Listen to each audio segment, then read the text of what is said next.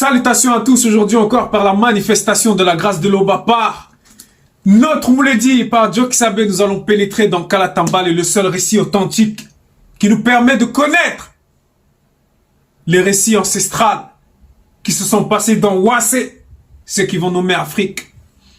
Donc aujourd'hui nous allons pénétrer dans le livre de Kinyebeba, le prophète qui ne connut point la mort. Oui, au chapitre 18, au verset 1 à 8. Oui. Toi qui as Bibel, prends ta Bibel. Si tu es en route, écoute attentivement. Et toi qui n'as pas encore Bibel, tu attends quoi pour te procurer Bibel? Mais avant, nous allons d'abord aller à la page 223 pour voir le cheminement, pour voir l'appel qui a été celle de ce prophète avec un P majuscule. Ce prophète formidable qui a suivi les traces, qui a marché dignement jusqu'au moment où il devait quitter le visible. Donc, à la page 223 au chapitre 26, au verset 1 à 2, il est dit, le titre c'est « B désigne Sunga pour lui succéder ». Verset 1. B partit de là et il trouva aussi Sunga, fils de Kimea qui labourait. Il y avait devant lui 13 paires de bœufs et il était avec la 13e. Donc là on nous parle de B. Pour ceux qui ne savent pas, B, c'est celui dans les Bibles trafiquées dont ils vont dire qu'il s'appelait Élie de Tishbit. Mais ici c'est B et son disciple Sunga, dont ils vont appeler Élisée. Donc là, c'était le moment où il devait être choisi pour lui succéder. Et on nous dit qu'il était avec des bœufs. Et il était avec la 13e. Donc, ce symbole est puissant. Puisque là, on nous parle dans une facette cachée, quoique révélée pour ceux qui suivent le Mouledi constamment et qui sont connectés à ce moment précis. Donc on présente déjà ce que sera la destinée de Sunga, ce prophète. On dit qu'il était il était déjà un berger. B s'approcha de lui et il jeta sur lui son manteau. Donc là, c'est son appel. C'est une certaine forme de consécration puisqu'il avait déjà reçu par Moutatedi cet ordre d'aller vers Sunga. Verset 2. Sunga, quittant ses bœufs, virgule, courut après B et dit, 2 points. Donc là, il s'est comporté comme un athlète. Il n'a pas dit, attends. Il a senti l'onction du Mutopeda Mundi. Il a couru. Laisse-moi embrasser mon père et ma mère, virgule, et je te suivrai. Ben lui répondit, va et reviens, car pense à ce que je t'ai fait. Pense à ce que je t'ai fait. Donc va, puisqu'il avait déjà mis quelque chose à l'intérieur de lui, par ses propos aussi. Pense à ce que je t'ai fait. Pense à ce que je t'ai fait. Donc là, ça va être le commencement du cheminement de Sunga, qui va marcher avec B, Élie de Tishbit, ils vont dire. Mais ici, c'est B, et c'est Sunga, son disciple, qui va marcher, qui va voir, qui va être initié dans une initiation terrible, terrifiante. Puisque par rapport à l'enseignement de notre Mouledi, nous savons qu'il y a les prophètes majeurs et les prophètes mineurs. Mais là, c'était un prophète majeur, un prophète qui a atteint des sphères.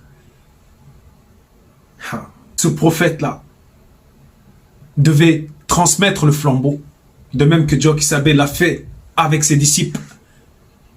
Mais là, il a fallu que ce soit Sunga qui soit désigné, puisque les différentes étapes de la vie de cet homme étaient déjà connues.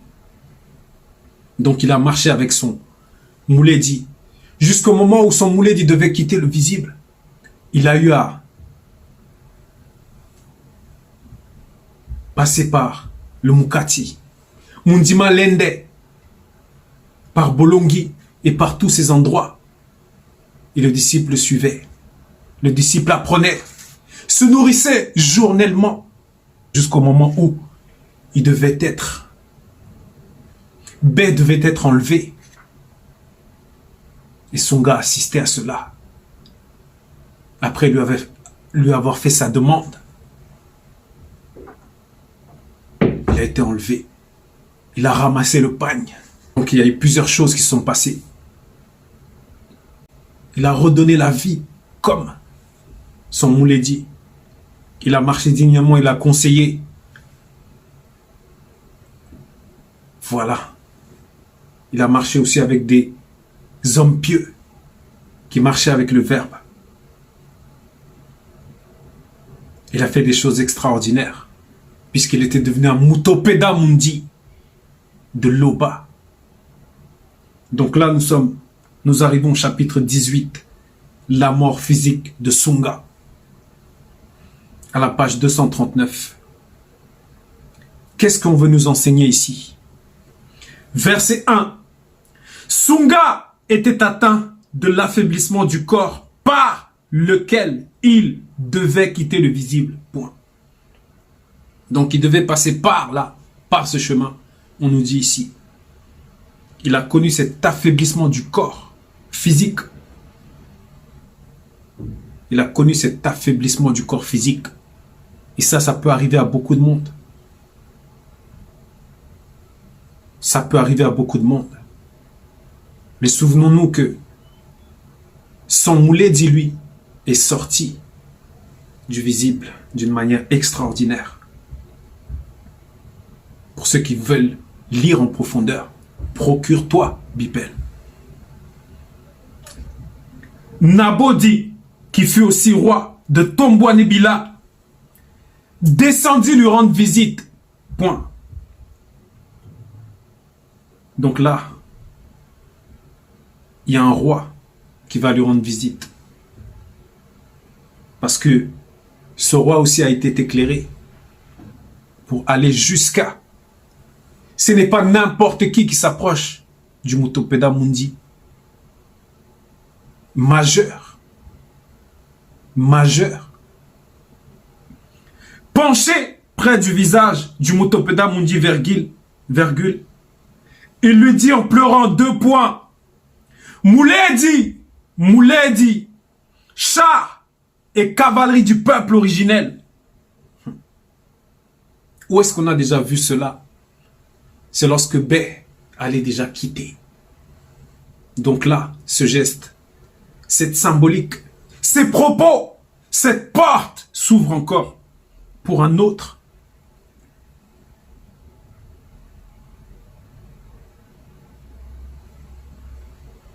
Verset 2. Sunga lui dit, prends un arc et des flèches. Et il prit un arc et des flèches. Point. Puis Sunga dit au roi de Tombouanébila, 2 points. Bande l'arc avec ta main. Point. Donc là, nous sommes rentrés dans le symbole, dans la symbolique. Par rapport au combat qui devait être mené. Puisque le fait qu'un roi puisse venir jusqu'au Mutopeda Mundi pour lui demander, pour lui parler, pour s'humilier, c'est que ce roi est éclairé. Et donc il va recevoir quelque chose, une initiation. Néanmoins, quoi qu'il reste roi, mais en face de lui, il n'a pas n'importe qui. Et quand il eut bandé de sa main, Sunga mit ses mains sur les mains du roi, virgule, et il dit, deux points.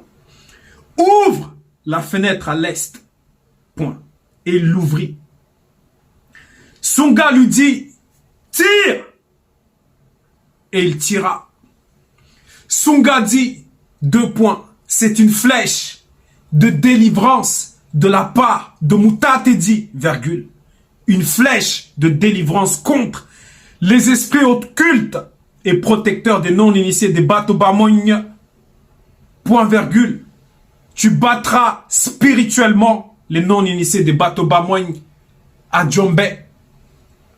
Est-ce qu'on parle de Djombe Penja ici? Néanmoins, souvenons-nous qu'on nous dit ici, qu'il est écrit ici, tu battras spirituellement les non-initiés des Bato Bamogne à Djombe. Point. Voilà. Des gestes prophétiques remplis de symboles. Ce roi s'humilie. Sunga dit encore, verset 5. Sunga dit encore, prends les flèches. Et il prit, et il les prit. Point. Sunga dit au roi de Tombouane Bila, frappe contre terre. Et il frappa 3 fois contre. Et il frappa 3 fois, s'arrêta. Et pourtant, il sut en lui-même qu'il aurait dû frapper 6 fois. Voilà. Donc, par rapport à sa conscience, il s'est passé quelque chose. Puisque c'est à l'intérieur de lui, il sut en lui-même qu'il aurait dû frapper 6 fois. Qu'est-ce qu'on veut nous faire comprendre ici? Que lorsque le Verbe s'adresse à nous, que lorsque le Verbe dit « Ah », qu'on ne dise pas « Ah ». De même que notre Mouledi nous a déjà initiés par rapport à certaines profondeurs que l'on doit marcher, que l'on doit être des guerriers. Donc, le roi ici l'a frappé 3 fois au lieu de 6. Verset 6. Son gars s'irrita contre lui et dit, 2 points, il fallait frapper 6 fois, point virgule, alors tu aurais battu les non-initiés des Bato Bamogne jusqu'à leur défaite complète, point virgule. Maintenant, tu les battras 3 fois, point. Voilà. Donc, durant cette initiation, le roi s'est un peu écarté. Mais notons bien que malgré l'affaiblissement de son corps, son gars a été assisté. Son gars a été maintenu lucide par le Verbe. Verset 7. Au moment où Sunga quittait le visible, le moment était déjà arrivé. Il avait transmis quelque chose au roi. Verset 7. Au moment où Sunga quittait le visible, un Dibao vint transporter son esprit et un Amloloma vint transporter son âme, point virgule, on enterra son corps physique. Donc là, nous allons aller dans Origine 4, verset 19, puisqu'on nous donne une référence ici. Et ça va être à la page 26. Donc là, c'était par rapport à Mudiwe. On nous dit ici au verset 19, au même moment, un puissant Dibao apparut, porta son esprit et l'emmena dans le lieu initial de l'esprit d'homme avec un H majuscule dans une des demeures du nom visible. Voilà ce qui s'est passé pour Mudiwe. Et voilà ce qui se passe aussi pour Sunga.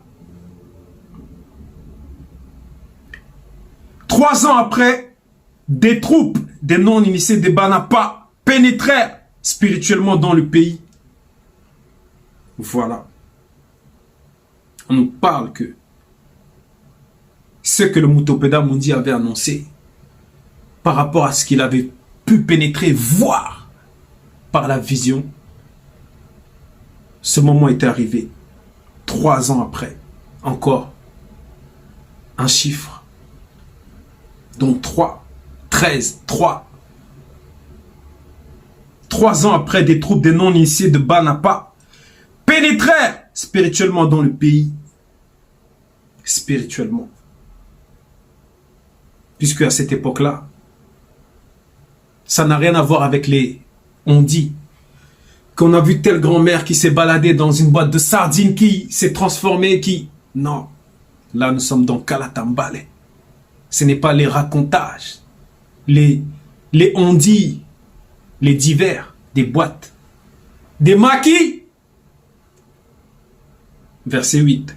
Et comme on enterrait un homme initié, virgule, voici, on sentit la présence des troupes, virgule, et on jeta le corps de l'homme dans le sépulcre de Sunga afin de se préparer pour livrer le combat spirituel. Point. Et donc là, il a été permis que ce sépulcre-là puisse être connu, que cet endroit puisse être connu à cause de ce qui devait se manifester. Le corps de l'homme alla toucher les os de Sunga et il reprit la vie et se leva sur ses pieds. Point. Voilà le message. Donc là, il y a plusieurs profondeurs. Il y a vraiment beaucoup de révélations par la manifestation de la grâce de l'Oba. Que ce n'est pas parce que tu es atteint de telle ou telle maladie que ça y est, c'en est fini pour toi. Non. Prends courage. Aussi par rapport à d'autres profondeurs. Que le corps est très important. Que la manière dont nous marchons, que la manière dont nous entretenons nos corps, ça va dégager cette aura. Ça va dégager cet enseignement, que ce soit dans le couple, que ce soit au travail, bref, dans le quartier. Nous le voyons très bien avec le Mouledi. Donc le titre c'était « La mort physique de Sunga ». L'Oba s'est encore glorifié. Ainsi soit-il.